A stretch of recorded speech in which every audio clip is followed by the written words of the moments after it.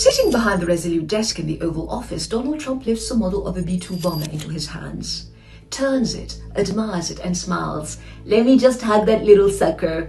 Not a joke, not a slip, a glimpse. He praises its size, marvels at its power, boasts that when he sent its real counterpart into the night, every single bomb dropped right down the chute. This is not how a leader or even a man speaks about war. This is how a child speaks about a toy, and that is what's so chilling. He doesn't speak of tragedy, of cost, of death. He speaks of spectacle, of mastery, of pleasure. Over and over again, "We have the strongest military by far. No one even close fears them, and it's not even close." He lingers with glee on bombs falling perfectly. He revels in the biggest explosions anybody's ever heard. Days earlier, he looked at Cog Island, reduced to rubble, and said the US could strike at some more just for fun. Just for fun. Violence is not reluctant, it is indulgent. Not a burden, an appetite. Not necessity, play. And it doesn't stop with him. From the Oval Office to the Pentagon, the language doesn't change. Pete Hegseth, with sheer exhilaration, declares B-2s, B-52s, V-1s, Predator drones, death and destruction from the sky, all day long, all day long. The words of a psychopath, not a statesman. And he says the rules are designed to unleash American power, not shackle it. No restraints, in other words. Permission to destroy, permission to relish the act of destruction. This is not rhetoric, this is doctrine. At Munich, Marco Rubio calls for a Western civilization to regroup, to reassert dominance, to build a new Western century. Colonial guilt?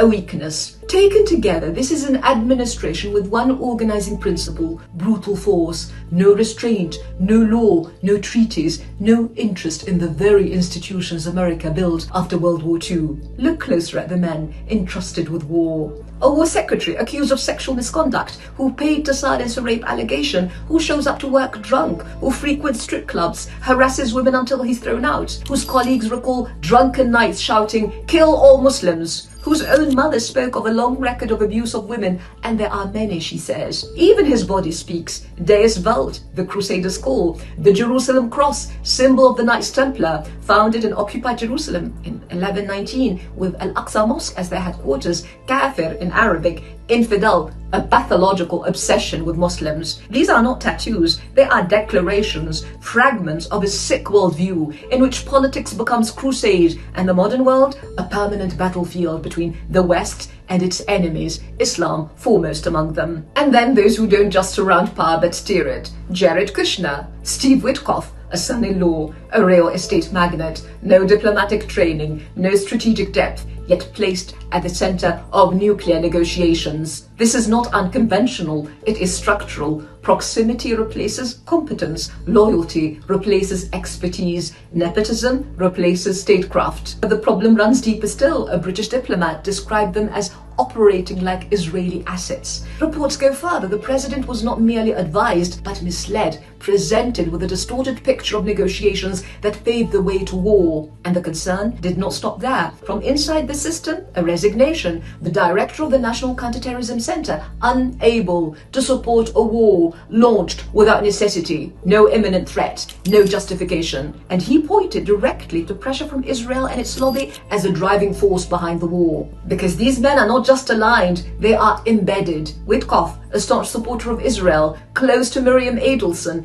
carrying a pager gifted by Mossad, celebrating an operation in which thousands of pagers exploded across Lebanon, killing civilians, children, health workers, injuring thousands more. Kushner, bound by deep financial, political and personal ties to Israel's far-right leadership, at the center of policy, without distance, without neutrality. And these were the men entrusted with diplomacy, with nuclear negotiations, with one of the most dangerous files in modern geopolitics, ill-equipped, inexperienced, ideologically aligned, more attuned to Netanyahu's priorities than to preventing war or protecting American interests. And then the record closes in. The Omani foreign minister, who mediated the talks, says a deal was on the table, a deal that met Trump's demands. It was not rejected, it was abandoned. just like that. The British National Security Advisor agrees. No imminent Iranian threat. A favorable agreement within reach. Diplomacy did not fail. It was deliberately cut short, and the most damning judgment comes from one of the diplomats present. We regarded Witkoff and Kushner as Israeli assets that dragged a president into a war he wanted to get out of. And now the pattern is unmistakable. Power is no longer a public trust, it is private property, distributed to family, to friends, to loyalists. A son-in-law runs diplomacy, a friend handles nuclear negotiations. This is not dysfunction, this is the system,